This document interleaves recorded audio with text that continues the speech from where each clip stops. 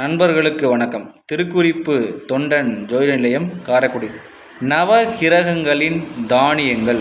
முதலாவதாக சூரிய பகவானுடைய தானியம் கோதுமை. சூரியனால் இருக்கக்கூடிய தோஷங்கள் நீங்க, சூரிய திசையில் கஷ்டங்கள் நீங்க, கோதுமையிலான உணவுப் பொருட்களை சூரிய பகவானுக்கு பிரசாதமிட்டு பூஜை செய்து வழிபட்டு வர கஷ்டங்கள் குறையும். இரண்டாவது சந்திர பகவானுக்குடையது நெல்லால் செய்யப்பட்ட உணவு பண்டங்களை சந்திர பகவானுக்கு பிரசாதமாக வைத்து வழிபட்டு வர சந்திரனில் இருக்கக்கூடிய திசையில் இருக்கக்கூடிய கஷ்டங்கள் நீங்கி நலம் பெறலாம். மூன்றாவதாக செவ்வாய் பகவானுக்குரிய தானியமாக துவரை பருப்பு. செவ்வாய் தோஷம், திருமணம் தடைப்படுவோர் போன்ற சகோதர உறவில் பிரச்சனை உள்ளவர் துவரம் பருப்பில் செய்த உணவை செவ்வாய் பகவானுக்கு பிரசாதமாக வைத்து வழிபட்டு வர கஷ்டங்கள் குறையும். நான்காவதாக புதன் பகவானுக்குரிய தானியம் பாசிப்பயிறு. பாசிப்பயிரால் செய்த உணவுகளை புதன் பகவானுக்கு நைவேத்தியமாக வைத்து பூஜை செய்து வர அறிவாற்றல் மேம்படும், கல்வி மேம்படும், ஜோதிட அறிவு பெருகும், பேச்சுவன்மை கூடும்.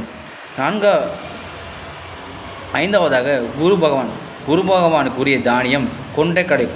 புத்திர பாக்கியம் இல்லாதோர், புத்திர தாமதப்படுவோர் இவர்கள் கொண்டைக்கடலை மாடை அல்லது கொண்டைக்கடலை சமைத்து குரு பகவானுக்கு பிரசாதமாக வைத்து நைவேத்தியமாக செய்து வர, பூஜைகள் செய்து வர உங்களுக்கு நல்ல பலன் கிட்டும்.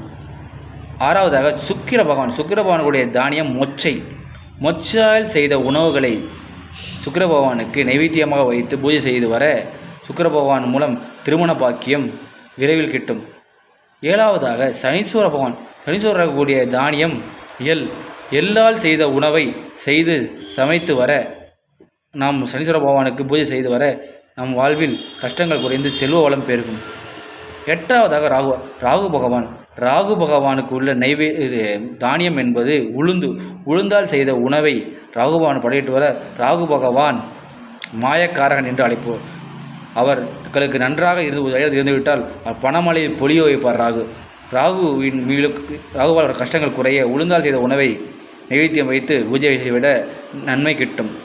ஒன்பதாவதாக கேதுபகவானுக்குடைய தானியமாக கொள்ளால் செய்த உணவை கேது பகவானுக்கு நைவேத்தியம் செய்து பூஜை செய்து வர சர்ப்பதோஷங்கள் நீங்கி நலம் பெறலாம். நன்றி, வணக்கம். திருக்குறிப்பு தொண்டன் ஜோதிட நிலையம், காரைக்குடி, பர்மா காலனி. என்னுடைய தொடர்பு எண்ணை தொடர்பு கொண்டு உங்களுடைய ஜாதகத்தில் உள்ள பலனை நீங்கள் அறிந்து கொள்ளலாம். நன்றி, வணக்கம். வாழ்க வளமுடன்.